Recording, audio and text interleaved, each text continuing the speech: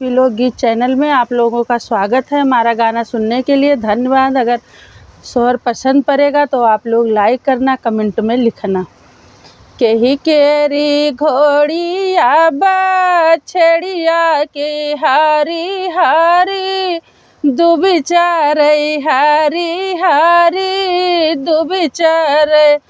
रामा कह कर रानिया गर्भ से दरा दिया माँ लोटई, दरा दिया माँ लोटई।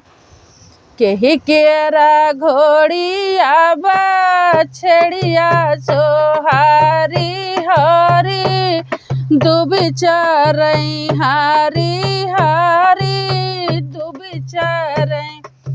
रामा कह कर रानिया गर्भ से सो भुइया पारी लो अटई, सो भुइया पारी लो अटई। लक्ष्मण कई घोड़िया बछड़िया सोहारी हारी, दुबी चरई हारी हारी, दुबी चरई। बहिनी रामा कई धानिया गर्भ से सो भुइया पारी लोटई, सो भुइया पारी लोटई।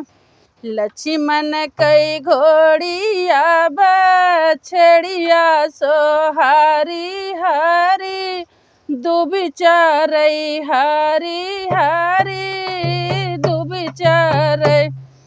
बहिनी राम जी कई रानिया गर्भ से दरा दिया माँ व्याकुली, दरा दिया माँ व्याकुली।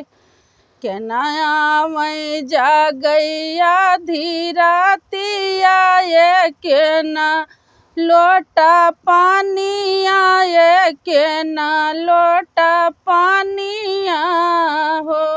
बहिनी के नाया बजा गई सारी रातिया, दर दिया मालू अटई, दर दिया मालू अटई।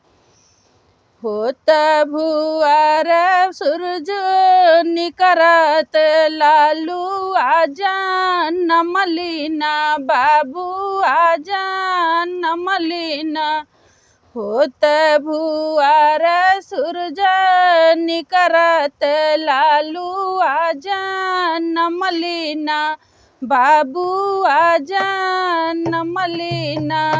बहिनी बाजाती सातो सहानैया ससुर द्वारे, नौबती ससुर द्वारे नौबती।